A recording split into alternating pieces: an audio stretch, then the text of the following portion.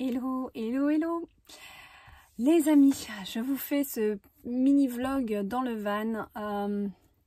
J'en ferai un meilleur avec des films que j'ai fait pendant ce voyage en Bretagne. Là je peux pas monter dans le van, j'ai pas le grand ordi comme d'habitude. Mon iMovie est pas fonctionnel sur le petit là. Bon bref, donc je vous fais juste celui-là, un petit enregistrement.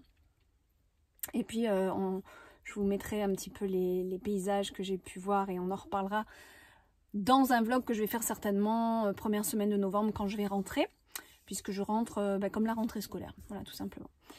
Là par contre c'est mon dernier soir sur j'allais dire Bretignolles, c'est parce que je vais à Bretignolles après, mais mon dernier soir en Bretagne et à Brocéliande, donc je suis encore à Brocéliande, là je suis en plein cœur et bon bah c'est magique. Alors je vais pas tout vous raconter, mais en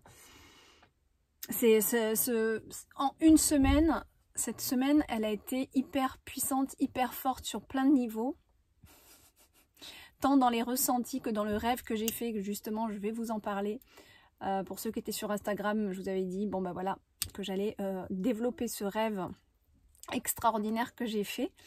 Donc c'est le sujet principal de ce vlog, mais sinon vous dire aussi qu'en une semaine il s'est passé quand même pas mal de choses. Ça a été très riche en rencontres, très riche en compliments,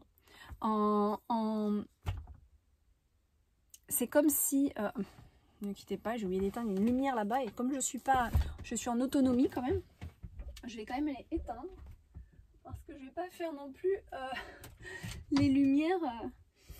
Voilà, je suis pas branchée, je suis en autonomie, donc il faut que je fasse attention. Riche en compliments au point de se sentir reconnu dans ce que je fais. Donc merci à tous ceux qui ont déjà au salon les compliments que j'ai eu, merci beaucoup.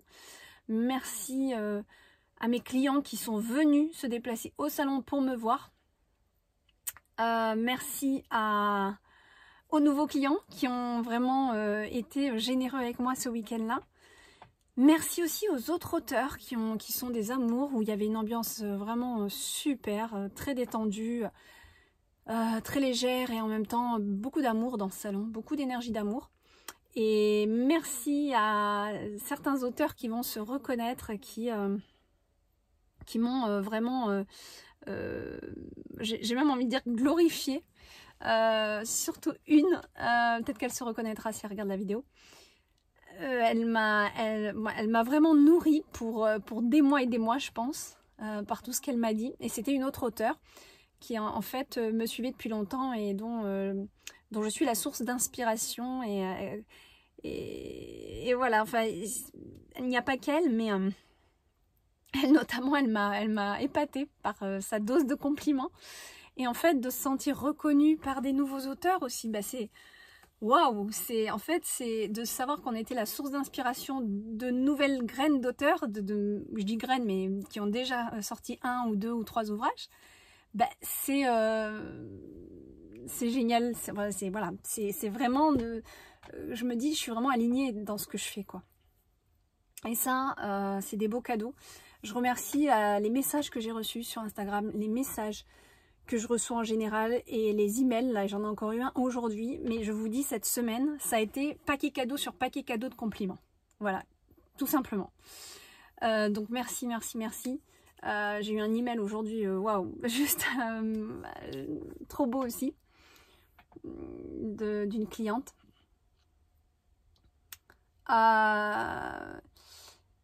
Et à vrai dire, je sais pas si c'est une cliente ou un client, parce que le prénom peut dire les deux.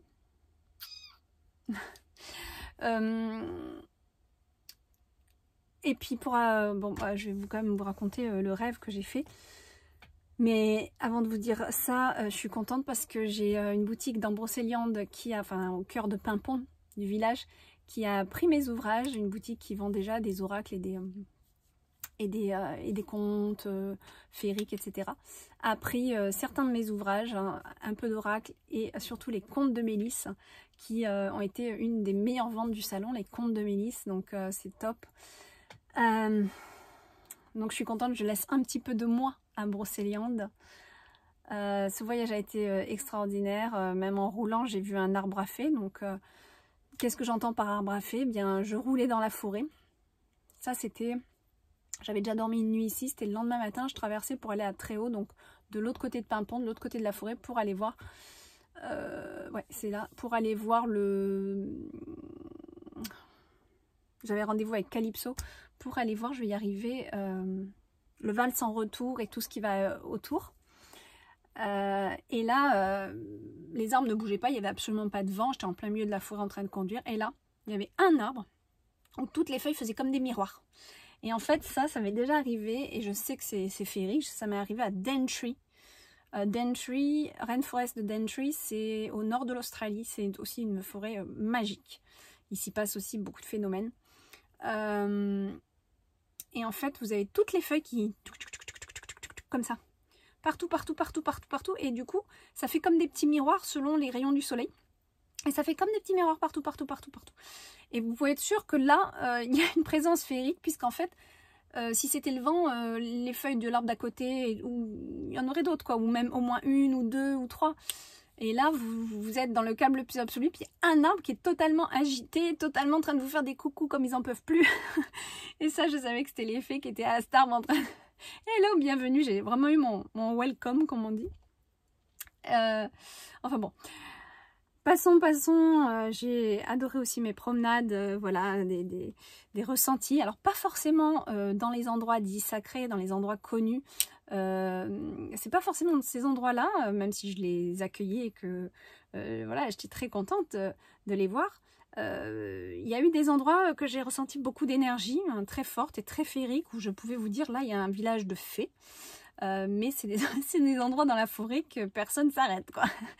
Personne s'arrête, les gens vont voir les monuments, enfin les monuments, les choses connues. Et moi j'étais là, je restais sur des endroits totalement estomaqués, alors que c'était bien, tant mieux, parce que moi j'étais la seule. Et je savais qu'ici, à un moment donné, je touchais une pierre.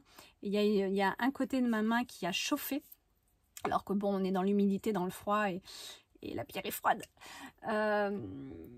Mais moi, je pouvais totalement concevoir enfin, je les voyais à travers, sans les voir. Il y a eu 2 endroits comme ça. Que je dis pas de bêtises, il y a eu 2 ou 3 endroits. Non, ouais. Ouais, non, 3 endroits, puisqu'aujourd'hui, j'en ai vu un aussi atypique. J'étais toute seule, en plus, à marcher. J'étais trop contente. J'étais un peu plus loin dans la forêt, là où les gens vont pas. Enfin, voilà. Le rêve. Alors... La veille d'arriver, je fais sur la route, hein, j'étais à 40 minutes de Brocéliande. Donc cette nuit, avant d'arriver à Brocéliande, j'ai fait un rêve fantastique. Alors moi j'ai écrit, je me demande si je vais pas vous lire ce que j'ai écrit. Puis je vous décris après.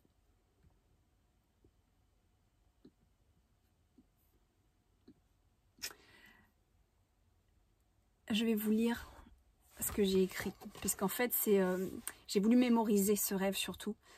Donc je l'ai écrit. Et comme si on parlait d'une histoire entre moi, Marie, et ce qui se passe. Parce que qui sait si je ne garderai pas ce passage pour un livre, vous voyez. Alors je vais vous lire et ensuite je vais vous vraiment décrire ce que mais bon, je l'ai déjà bien décrit là. Donc je vais voir si j'ai besoin de rajouter des choses. Alors, c'était un jour d'automne, le 24 octobre exactement. Dans une forêt humide, évidemment, je n'ai pas mes lunettes. Surtout à cette heure-là, il est assez tard. Allez, hop.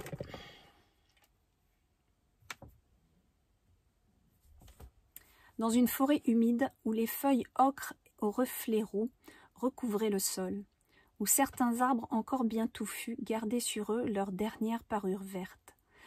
Marie méditait en marchant à travers racines et menhirs quand elle sentit se poser sur elle délicatement une sorte de sève d'arbre. Elle leva les yeux vers l'arbre qui la couvrait. Et sur l'une de ses branches, alors c'est un brouillon, hein, vous inquiétez pas, il y a des choses à reprendre, hein, forcément. Je vois tout de suite déjà ce qu'il faut reprendre. Mais c'était vraiment pour mémoriser le rêve que j'ai fait ça. Et sur l'une de ces branches, une sorte d'œuf noir rocailleux, gazeux, suspendu à une branche, s'était, semble-t-il, ramolli suite à son ouverture, qui laissait sortir cette glaise curieuse. Instinctivement, elle baissa les yeux, qui furent attirés vers le gros rocher sur sa droite, où s'y était posé un dragon tout juste né. Imaginez-vous le rêve, quoi. Tout était tellement réel en plus.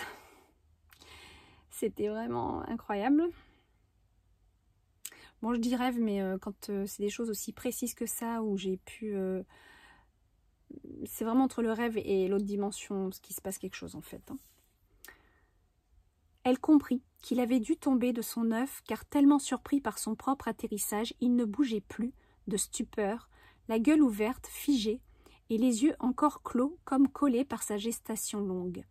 Une petite voix lui chuchota de le toucher. Une petite voix, oui, me chuchota à moi, de le toucher, ce qu'elle fit délicatement pour ne pas brusquer cette merveille fraîchement atterrie. Le toucher de Marie le rassura. Il ferma sa mâchoire et pendant qu'elle l'observait, elle put découvrir la texture de sa peau.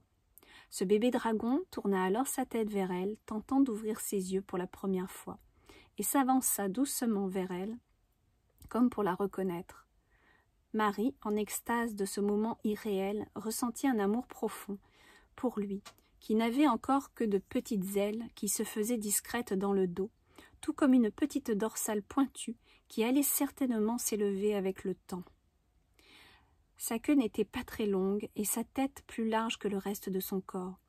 Son bleu grisâtre par endroits et parme par d'autres laissait mettre en relief des reflets électriques bleu irisé sur les écailles de sa crête, le bout de sa queue et sur l'ensemble de ses petites ailes. Il tenta, les yeux semi-ouverts, de regarder Marie. Il découvrit alors sa mère et la fille de l'enchanteur, sut que la forêt et ses êtres féeriques venaient de lui offrir un des cadeaux les plus beaux et symboliques qu'il soit. Elle le caressa en prononçant « C'est toi, c'est mon dragon », sachant que sa vie allait changer à jamais. Voilà.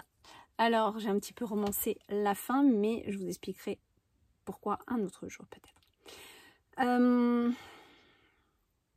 En fait, donc vous l'avez compris, voilà, c'est le résumé du rêve, donc juste magique, extraordinaire. Un rêve vraiment très précis, très réel, et quand je l'ai touché, j'ai pu sentir la texture de sa peau. Donc vraiment, quand ça se passe comme ça, c'est difficile à dire. Il y a des fois, je suis sûre de moi que c'est dans une autre dimension. Je suis totalement sûre. Il y a des choses qui sont... C'est clair, net et précis. Là, je suis voilà, je suis entre le rêve et une autre dimension, parce que vraiment, il y avait tout qui se prêtait à ce que ça soit réel. Et alors, surtout, quand j'ai été dans la forêt le lendemain, c'est un des endroits que j'ai trouvé sacré, que personne n'a trop capté, enfin, qu'il n'est pas connu. Justement, j'ai reconnu un peu cet arbre dans mon rêve et surtout le parterre de feuilles. Parce que dans mon rêve, je regarde les feuilles au début, je marche et c'est là que je sens une espèce de goutte lourde. Mais je marche et je regarde justement ce tapis de feuilles. Donc c'est très précis parce que je les vois très très bien dans mon rêve. Et c'est exactement là, à l'endroit où je vous dis, le même tapis de feuilles. L'arbre identique avec... Enfin identique, j'ai pas regardé le nombre de branches exactement, mais vraiment ça ressemblait à cet arbre-là. En tout cas, parce que tous les arbres ne se ressemblent pas. Hein. Quand on me dit tous les chênes ne se ressemblent pas. Si vous êtes vraiment observateur, les arbres ne se ressemblent pas. Donc... Et là, c'était vraiment très très semblable. C'était aussi un chêne d'ailleurs dans mon rêve. C'était cette même couleur de vert qui va tourner au jaune mais qui n'a pas encore tourné. Le parterre de feuilles était vraiment semé de feuilles orange, jaune, vraiment les feuilles de l'automne. Enfin, c'était magnifique. Et là, c'était vraiment la même chose. Et le seul truc, c'est qu'il y avait aussi un rocher. Mais dans mon rêve, il était beaucoup plus gros. Et il n'était pas aussi beau qu'en réalité. En réalité, là, l'endroit que j'ai vu, et d'ailleurs c'est ce rocher où j'ai senti de la chaleur quand je l'ai touché au bout d'un moment que j'ai médité dessus, mais que sur la main droite, donc peut-être un certain endroit du rocher, où il était beaucoup plus beau parce qu'il avait une mousse verte avec des petites plantes vertes dessus. En réalité, il était plus beau que dans mon rêve, où de mémoire il était sécosse, c'était plutôt une pierre. une grosse pierre, sans verdure.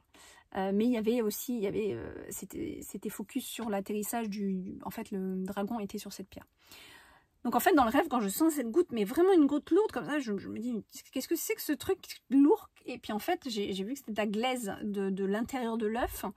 Et donc je lève, et l'œuf était accroché à une branche, mais alors pas du tout comme on peut nous montrer dans les films, pas du tout dur, mais comme un peu, en fait, comme une carapace qui a ramolli. Donc certainement peut-être qu'il était dur au début, mais en tout cas il était ouvert, fendu, puisqu'il n'y avait plus rien dedans. Et il était un peu comme ça, on sentait qu'il était semi-rigide. Je ne sais pas si on peut dire ça comme ça, c'est très compliqué à décrire parce que ça n'existe pas, j'ai jamais vu ça ici. Mais ça faisait quand même œuf de dragon dans le sens où il était noir, carbonisé. Il faisait carboniser. En fait, on pourrait croire à un volcan. Vous voyez, de la lave qui a séché. Voilà, ça ressemble à ça en fait. De la lave qui a séché, donc c'est noir. C'est souligne, mais je sais pas. Et puis c'est bon, par rapport à la lave, la différence quand même, c'est que ça faisait un peu rocailleux. Donc voilà, ça faisait comme une espèce de rocher qui s'est ramolli, carbonisé, donc noir comme de la lave. Enfin de la lave qui a séché, je sais pas comment on dit d'ailleurs, pierre de lave d'ailleurs, entre les deux. Et l'œuf, d'ailleurs, je ne l'ai pas marqué là, mais l'œuf fumait légèrement. Voilà, enfin, il y avait de la vapeur ou je ne sais pas qui sortait, il y a comme une vapeur qui sortait. Et certainement parce que l'œuf venait d'être ouvert et que à l'intérieur, ça devait être très chaud. Donc avec l'air froid, ça faisait de la vapeur, je pense que c'est logique. Et donc, je regarde ça, puis et instinctivement, je regarde, je vois sur le rocher à ma droite un bébé dragon, mais vraiment, alors c'est pas les bébés dragons qu'on souvent on nous montre, où c'est comme des grands dragons mais en petit. Ben alors là, même pas du tout. C'est plutôt, ça ressemble d'ailleurs plus au bébé dragon qu'on fait dans les dessins. Je sais pas si vous voyez. Il était,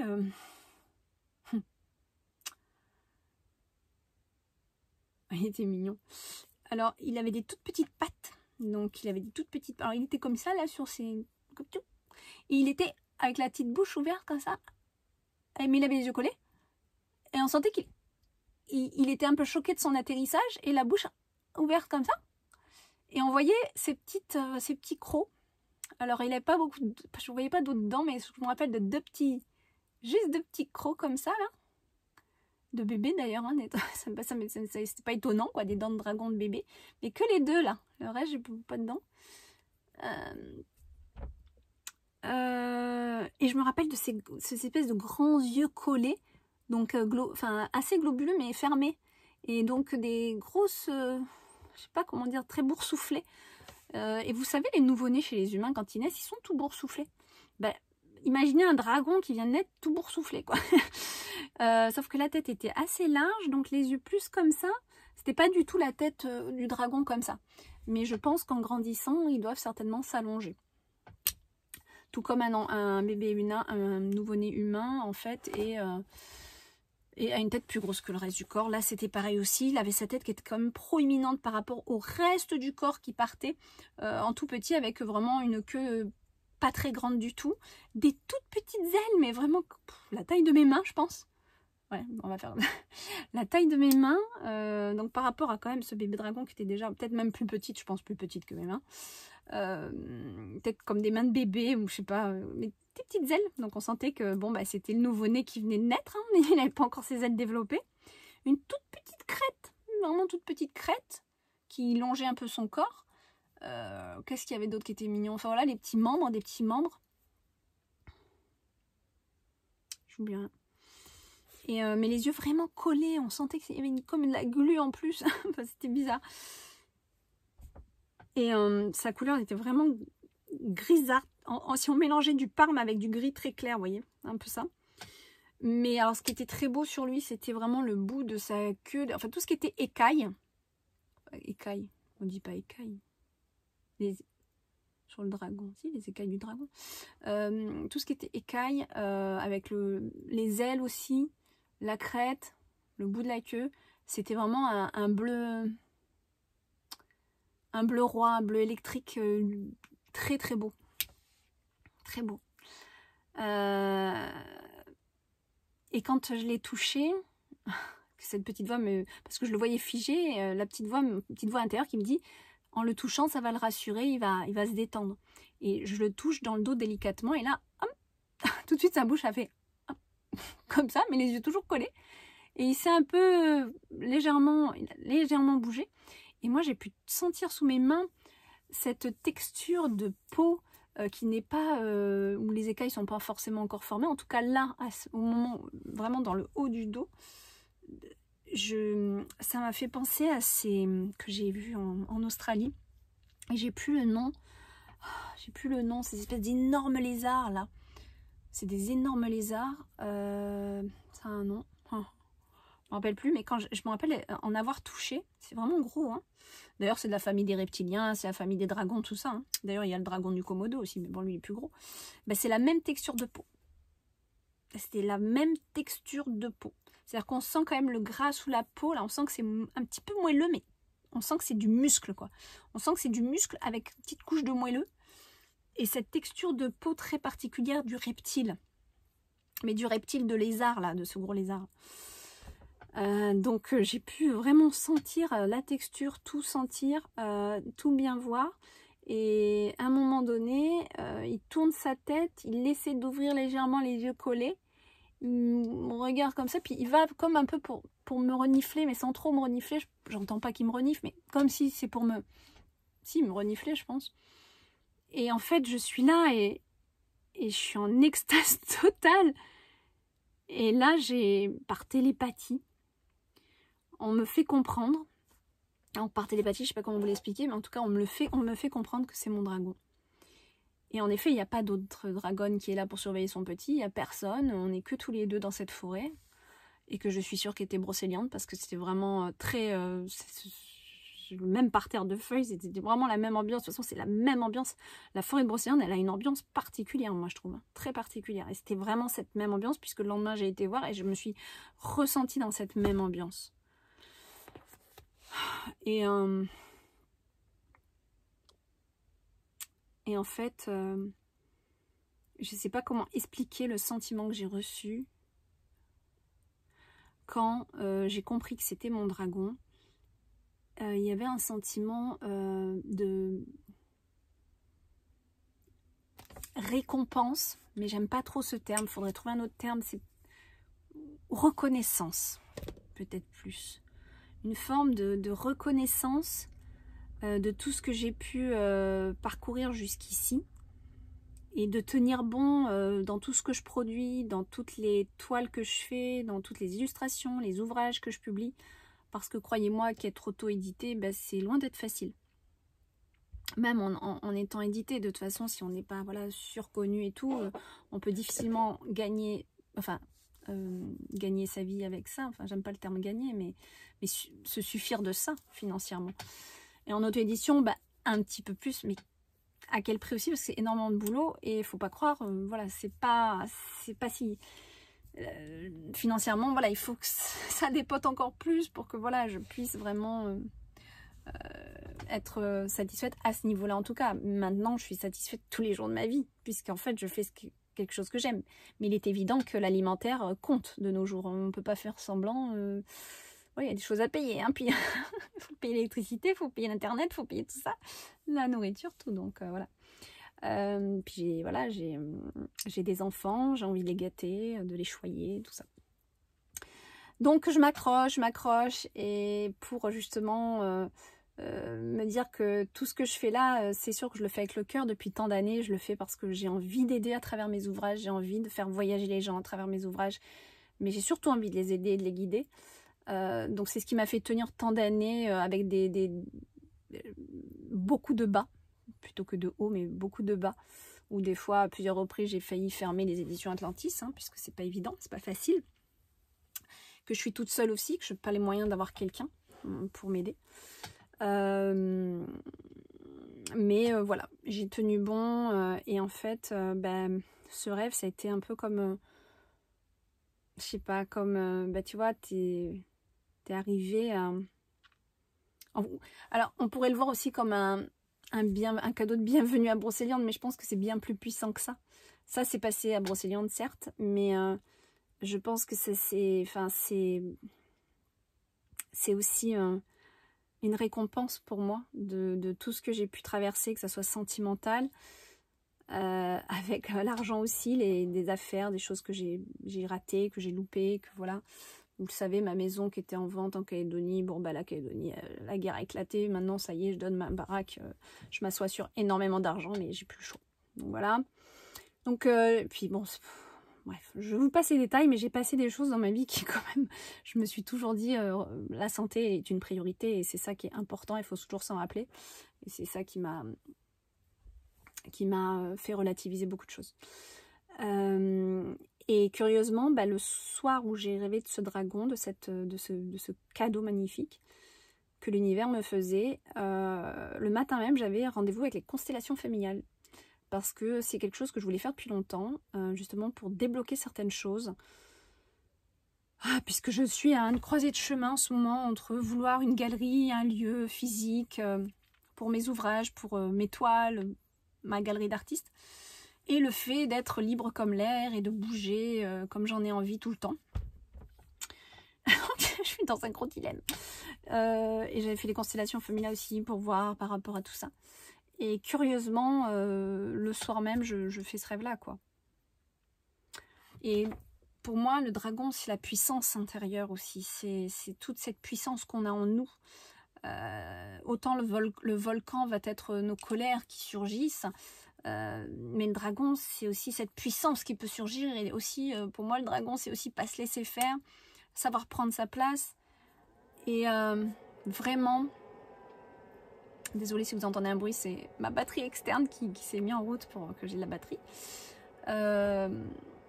C'est cette force, puissance avec laquelle on peut se connecter. Et en plus, bon, ceux qui me suivent dans le cercle d'Opale savent très très bien à quel point je suis connectée au dragon. Donc déjà, c'est pas une découverte que je rêve d'un dragon, hein, voilà, c'est sûr. Sachez d'ailleurs que ma méditation est toujours disponible sur YouTube, mais allez la faire sur mon site parce que YouTube a foutu des pubs dessus. C'est parce qu'en fait j'ai utilisé des musiques, alors ils utilisent des pubs. Je peux pas faire autrement. C'est pas moi qui touche les gains de pub. Donc allez la faire sur mon site. Elle est gratuite, la méditation pour connaître votre dragon. Et cette méditation sur YouTube, elle a je sais pas combien de milliers de vues. Donc c'est une méditation qui a énormément plu. Donc je sais que j'ai quelque chose avec les dragons et j'ai envie de développer encore plus ça. Ouais. Et je sais plus pourquoi je voulais... Oui, voilà, pour moi c'est aussi la force. Et là je pense que symboliquement aussi cette éclosion de l'œuf et d'un bébé dragon qui arrive à l'intérieur de moi et dans ma vie d'artiste, parce que en fait dans ma vie d'artiste je suis beaucoup entourée des énergies du dragon. Ils viennent, je vais les peindre, voilà. Ils ne m'appartiennent pas forcément, sans dire que ce bébé dragon m'appartient, personne n'appartient à personne, mais en tout cas, c'est mon bébé dans le sens où, voilà, comme un enfant ne nous appartient pas, mais qu'on aime et avec lequel on va cheminer un certain temps. Et c'est ce qui va se passer avec ce dragon, je pense. Et donc, c'est comme une nouvelle force intérieure qui naît pour moi. Donc il y a énormément de messages dans ce rêve, voilà. Je le vois comme un très très beau message en plus d'être un cadeau. J'aurais juste aimé une chose, c'est que vous soyez avec moi dans le rêve pour vraiment voir ce que j'ai vu, ressentir ce que j'ai ressenti, vivre ça, parce que ça soit le rêve ou la réalité, en fait, il n'y a pas de différence. Parce qu'autant des fois on a des rêves, mais on sait que c'est des rêves en fait, c'est flou, c'est un peu bizarre, ça n'a pas forcément de sens, c'est biscornu ou alors c'est pas palpable. Mais quand je fais ça, ce style de rêve là, qui est tellement réel, je peux vous dire que ça se passe en réalité ou que ça soit passé dans la nuit pendant que je dors, en fait, il n'y a aucune différence, quoi. Je le vis tout autant.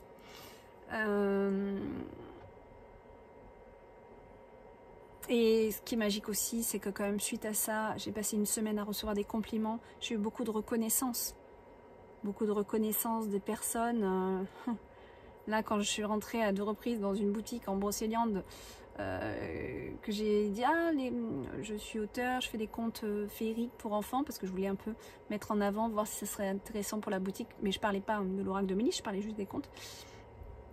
Et il y en a une qui a dit, quand j'ai dit les contes de Mélisse, qui a dit mais c'est vous l'oracle de Mélisse? Je dis oui. Elle dit bah d'accord, en effet, je comprends mieux, nana. Donc en fait, elle, et puis une autre boutique aussi, où du coup j'ai dit, je me suis présentée, puis j'ai dit, peut-être que vous connaissez l'oracle de Mélisse. Elle fait, bah oui, très très bien, oui, je l'ai acheté pour ma fille. la gérante du magasin. J'étais comme ça, je fais, c'est moi. Elle fait, alors montrez-moi. Et du coup, je me suis rendu compte à quel point quand même l'oracle de Mélisse était quand même assez connu, parce que souvent, les gens le connaissent. Bon, après, j'ai vendu, j'ai pas compté le nombre.